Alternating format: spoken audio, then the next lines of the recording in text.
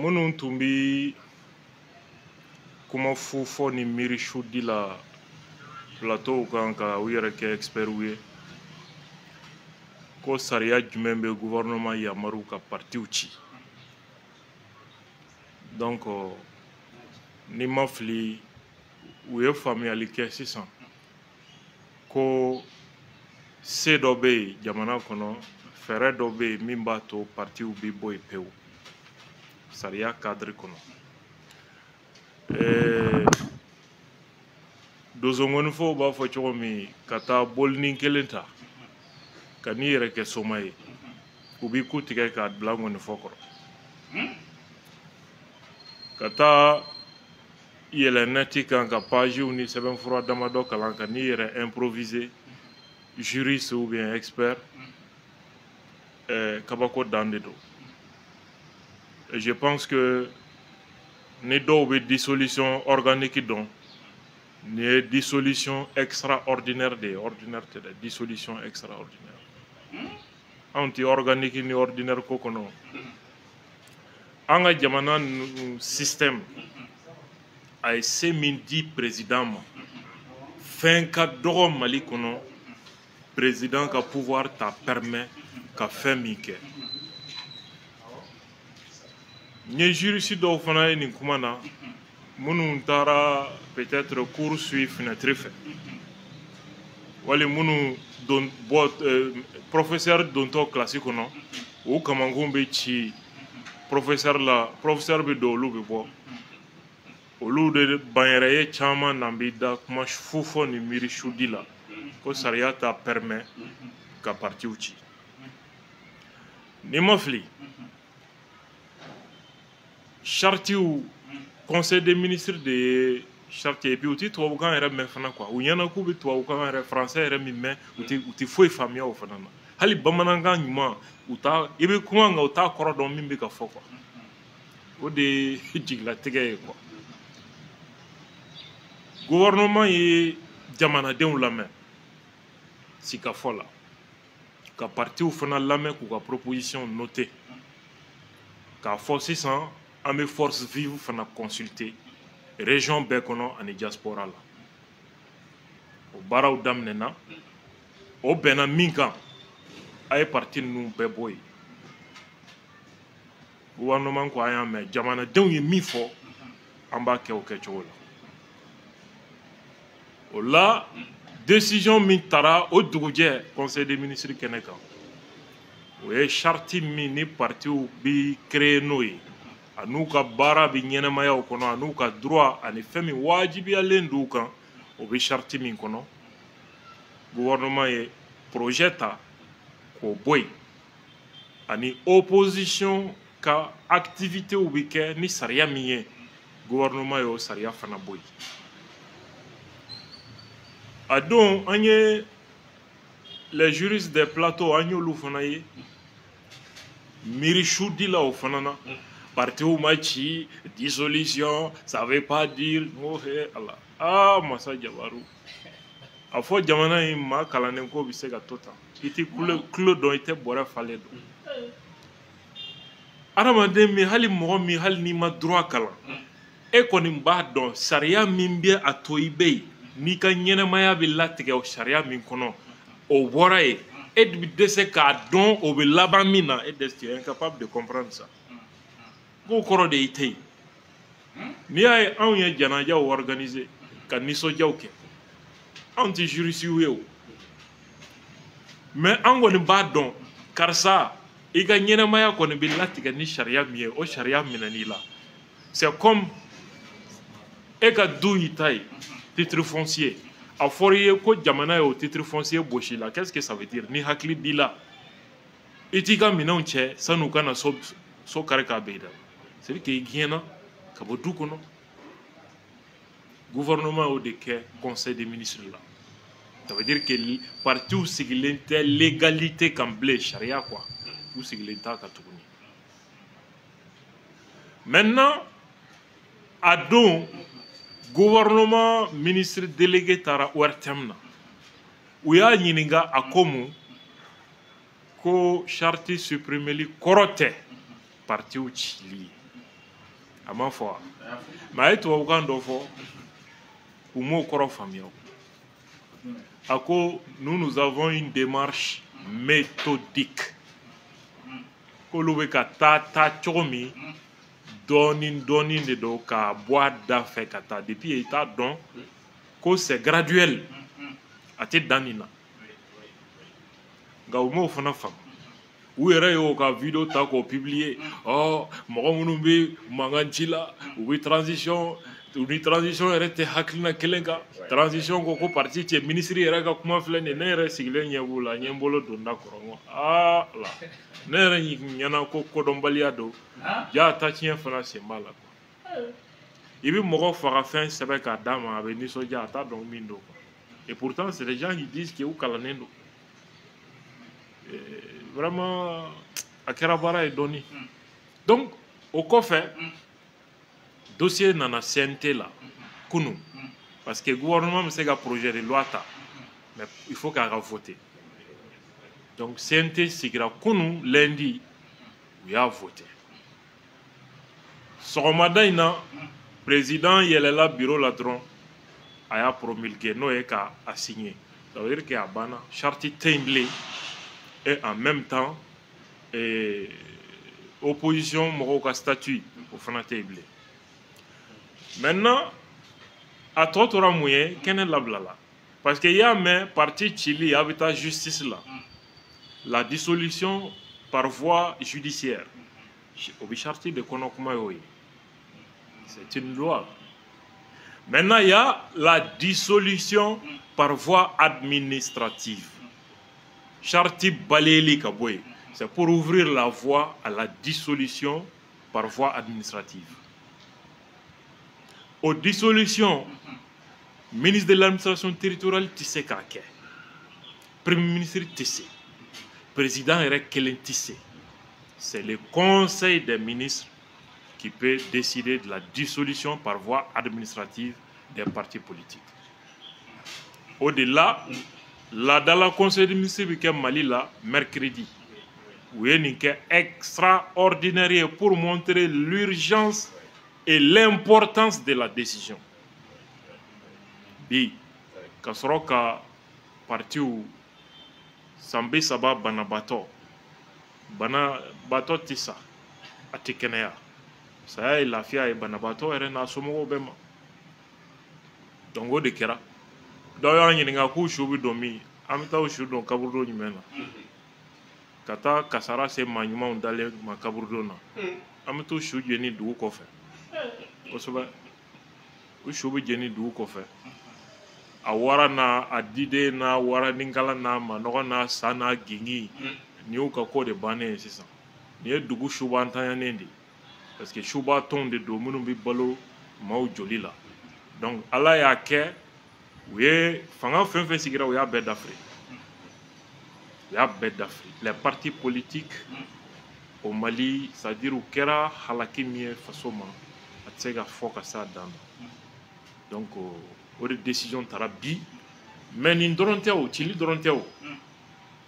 a fɔra ka fara a kan komi CNT sigili la parti ninnu y'u ka mɔgɔw di EJ sigili la u y'u ka mɔgɔw di ani fanga ɲɛnamaya yɔrɔw la partiw niyɔrɔ sara dɔw tun bɛ yen u y'u ka mɔgɔw don yen a fɔra o mɔgɔ ninnu u bɛ to u place la nka u k'a dɔn u tɛ parti kofɔ bilen u tɛ parti si représenté o ye o tigiw ka yɛrɛma hɔrɔnya de dilen u ma parce que ni parti kɛra sababu ye k'i bila min na i ye jɔn de hali i t'i respirer yɔrɔ sɔrɔ hali a wari i kelen ta tɛ parti niyɔrɔ b'a la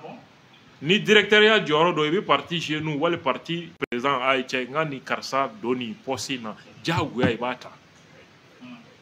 parti ka réunion ni fɛn o i ka kan ka wari min di ani parti ka activité o yɔrɔ bennen parce que c'est pas toi c'est comme parti ye mɔgɔ minnu bɛ baarakɛdenw ta k'u placer quoi o de don e bɛ ministériel la mais tu peux rien décider rien donc a fɔlen désormais ko i tɛ yen parti tɔgɔ la i bɛ jamana de tɔgɔ la o y'olu ka hɔrɔnya de dilen u ma u ka yɛrɛma hɔrɔnya de filɛ u bolo ta u b'u yɛrɛ ye sisan u ti ordre ta yɔrɔ ciblé ni jamana tɛ i tɛ maa wɛrɛ ka baara la i bɛ jamana de ka baara la donc ça c'est déjà très important décret in ma dan o ma a tilala ka partiw ka activité suspendant kɔsa in na ni décret dɔ ye nin décret in y'o fana bɔ yen parce que i y'a mɛn i b'u ka activité gulon u bɛ yen yɛrɛ quoi mɔgɔ minnu sara ka ban donc o décret fana ye fu ye désormais u y'o bɔ yen point laban ayiwa n'a kɔni ma ɲɛ ko parti tɛ mali kɔnɔ bilen association fɛn o fɛn sigilen don politiki baara kama o fana bɛɛ de balayela ka bɔ yen tout dans ce cas a tɔ ye mun ye rayon o fana banna awɔ maa o maa tɛgɛ tara ko réunion i ta tiɲɛna n'a fɔra réunion fo réunion fana kɔrɔ ye de sariya la fo kana fana ka fɔ mɔgɔw ye réunion meeting ye réunion dɔ ye conférence ye réunion dɔ ye an ka fara ɲɔgɔn kan ka hakilinaw labɛn soju la o ye réunion dɔ ye o bɛɛ b'a la kɛ politiki gɛrɛ ala ka ni ci ka ya hala kɛnɛ kan kana hali n'u y'a wele k'a ka taa a média couverture kɛ parce que couvrir une activité illégale tu tombes sous les coups de la loi ouais. Donc farati dan de do c'est-à-dire faites attention politiquement fila saba kɛnɛ kelen kan i yɔrɔ janya yɔrɔ la yɔrɔ te lahi te wulila farali a ma kɛ maa naani ye o tɛ dɔ ne kɔni bɛ min f'i ye fɛn o fɛn ye fara ɲɔgɔn kan ye i ni politikimaw cɛ faratiya la réunion o ni y'o bannen ye sa Musa Tile u kun bɛ taa réunion kɛ su fɛ kaburudenw ni fɛnw na donc sisan na u ni jakumaw na koko samaw ni ɲɔgɔn cɛ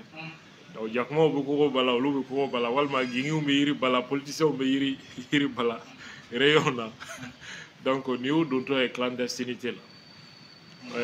o dɔrɔn tɛ sotigiw k'a fɔ de ko a réunion kɔni bɛ kɛ du min kɔnɔ o dutigi i sigi a kan i bɛ taa kaso fu kɛ a bɛ kɛ immeuble minnu na a immeuble tigi i sigi a kɔlɔlɔ kan donc décret in kɔnɔ nin kumaw de bɛ yen nin décision in mɔgɔw ka kan ka hakilimaya ɲininkali min k'i yɛrɛ la mun ye jamana bila ka nin décision ta u ka activité gulonna ni raison min ye raison d'ordre public et le conseil des ministres mis ou activité suspend qu'est-ce qu'ils ont dit la déstabilisation du pays au début conseil des ministres fɛngɛ quoi procureur général ka communiqué idée jumɛn b'o kɔnɔ une forme de complicité avec les terroristes ka dugu ɲagami ka fenêtre dayɛlɛ terroristes ka profiter au début procureur général ka communiqué kɔnɔ donc voilà pourquoi il faut anticiper a kana se ka kɛ ɲɛmɔgɔya ye ka ko ye yɔrɔ jan ka ko analyser k'a faamu ka anticiper voilà nin de bɛ yen jamana kɔnɔ karisa ni karisa de don u bɛ ka nin de labɛn u ni karisa de don donc kuma filɛ i kɔrɔ premier ministre président décision min b'aw bolo a y'o décision ta donc c'est à eux de prendre une décision ou de ne pas prendre une décision mais en tout cas ils ont été informés min bɛ yen donc nin de kɛra quoi donc an bɛ vraiment an bɛ dugawu kɛ ala k'an sigi nin kɛnɛ ɲɔgɔnna caman kan ala ka hɛrɛ tɔ yira an na ala ka jamana kisi nin ɲɔgɔn ma et puis a fɔra fana ko charte kura bɛna labɛn min bɛ partiw ka ko kɔfɔ mais parti jumɛn parti fɛn fɛn kɔni tun bɛ ɲɛnɛmaya la fo ka se bi la nin y'o bannen ye mali kɔnɔ pewu pewu non danga bango wa danga de bango wa nin y'o bannen ye pewu parti ko kuma fɛn fɛn tun bɛ yen o banna pewu charte kura de bɛna dayɛlɛ o charte kura bɛna ɲɛfɔli kɛ parti bɛ dayɛlɛ cogo di condition jumɛnw na parti ka droit ni devoir ye jumɛn ye jɔn bɛ se ka parti dayɛlɛ pour que i ka parti dayɛlɛ i bɛ critère jumɛn ni jumɛn répond Donc, nos chartes votera, nous avons un dossier déposé, parti kura on a bangé. Parti tina dele mali kono blé ka chaya ka teme parti duruka. D'accord? ODB. Donc, voilà, ni de kibaruya. Voilà, donc, ka faudron, en bas, comment faut voir Timi, donc il y en a qu'on a qui raconte n'y a plus non, tu sais que John m'a donc AMB Segachi. Ne pas donc ni ne m'a AM 3600. Au chi here hakli kuntaye. Ka faut que moi rebi ni ne AM existentiel ko. John m'a donc mali kono ko mo bi ni ne RFI ko. Mo bi ni ne France 24 ko. Mais regarde aujourd'hui, nous trop ma forme mo hakli kala. Bon, parti politique, il y a ni soninche ni koko adema mo adema fana ejme. Non, au sein d'un parti etc. C'est vrai comme ça c'est fini. Donc, en tant que jeune, on a un dossier là-bas. Parti croit mon mena d'aile. Non, ça c'est pas de la plaisanterie. C'est pas du tout. Non, nous on ne contribue pas à dissoudre les partis pour gagner tant ce que ce là. C'est pas comme ça. Hein. On va participer à la vie politique de notre pays. Ah oui. Donc, jeunes fin pays, que ce soit des gens qui sont d'accord avec la transition ou pas, mais il y a des jeunes valables. Na sura o cɛkɔrɔba ninnu kun sɔnna ka place di jeune kuraw ma parti san 3 san 4 maa kelen de bɛ parti n'a fɔra parti dɔrɔn mɔgɔ kelen kunkolo de yelen don ale de ye candidat ye ale de ye fɛn bɛɛ ye démocratie tɛ partiw yɛrɛ kɔnɔ fɔlɔ kuma tɛ k'aw bɛ taa fɔ ko démocratie ka exiger jamana kɔnɔ donc il fallait que il y a des alors que nin parti nin kelen-kelenna bɛɛ kɔnɔ il y a des jeunes valables qui sont des patriotes donc maintenant u ka yɛrɛma hɔrɔnya de dir'u ma u yɛrɛ ka fara ɲɔgɔn kan k'u ka miirinaw kɛ kelen qui soit de la tendance opposée à la transition ou favorable à la transition k'u ka dossier labɛn et se proposer comme une alternative crédible k'i ka parti labɛn ka taa dayɛlɛ an b'o bɛɛ kɔrɔ dɔn ni vraiment mɔgɔ minnu ka b'an fitinin n'u photo b'an ka kayew kan hali bi k'olu ka to an ɲɛ ma k'an ka siniɲɛsigi fɛngɛ décider k'an ka tila ka tugu kɔ hali bi o kuma cɛ an ka fana ka kɛ hakilitigi ye dɔɔni sa voilà donc minnu bɛ élection présidentielle ko fana kuma na u bɛ retard la o dialogue ni fɛngɛ ninnu senfɛ an ye élection présidentielle de kɛ u ɲinɛ ma o ma bɔ a kalama c'est fini 5 le président est désormais déclaré par les forces vives président de la République avec un mandat de 5 ans. Élection présidentielle de quel fleta? Il reste l'investiture du président à Bana. Donc, Halibi, nous avons une élection na ouverture la koju. Parce que nous iti kulo don, iti bore falen fana don. Et même mon politique là. C'est l'élection présidentielle qui a été faite de cette façon. Donc, Yamanadeo, et puis Yamanadeo, on a choisi. Non, transition de Banen Flaneta. Yamanadeo est président, Sandurudi président, avec un titre président de la République. C'est une élection. C'est une élection. Élection Koroye Kalata. Kalata, Grèce antique ni Biton Nungawati, nous cité comme modèle démocratique. Kalata de Kundo. Moradamado de Ba Atao. Je crois que Djama Mintara force vive qui me consultera, dialogue nous ni consultation nous. O Djama Kachanda. Et puis échantillon de dos. Représenter Yovido là, ma bakele, Ogata, comment ma million placé là, Massa Diabaru. N'a foré étude mounubike, chercherons nous font fait. Nous, Coco, 80% des Maliens sont d'accord avec ça. Est-ce que ça signifie que vous donnez Mali double de Kono? Avec quel comment ils savent? On prend des échantillons significatifs. Mɔgɔ dɔw bɛ yen I b'a sɔrɔ n'i ye hakilina damadɔ ta domaine dɔ ni domaine dɔw kɔnɔ o hakilina de bɛ jamana kɔnɔ c'est représentatif de l'opinion c'est sur la base de ça jate ninnu bɛ di et puis I b'a sɔrɔ c'est vrai ça colle à la réalité c'est de cela qu'il s'agit I tɛ kulo dɔn I tɛ bɔrɛ falen o yɛrɛ ka bɔ yen mɔgɔ joli bɛ assemblée nationale kɔnɔ ka sariya ta ma kɛmɛ ni maa 47 Maliens majolé nous le charia mitabo fo jodi ko les Maliens ont des charia injouta quoi. Est-ce que les 22 millions de Maliens sont d'accord avec ça? Mali présenté mon million fla de là à voter mieux. Ate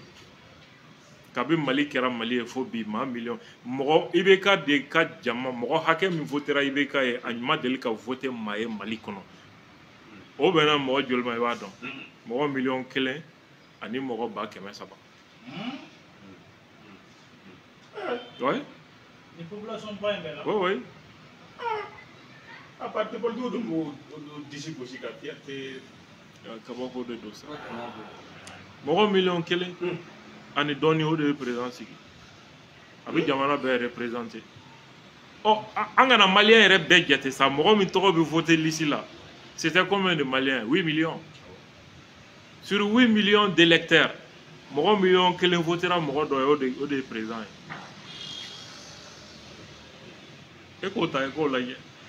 Ça veut dire que Mali président,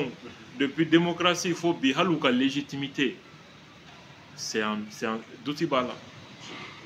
Ça veut dire que l'élection, légitimité, battez ali engagement aux élections. Parce que quand le taux de participation est aussi bas, quelle est la légitimité maintenant des autorités issues des urnes dans un tel pays? Ça soulève cette question en fait. Donc vraiment, au Kahara Kanga, anti-théorie qu'on oublie quoi. Démocratie, Fenger, non, nous on n'est pas dans un Marobemina Maraket Chouman.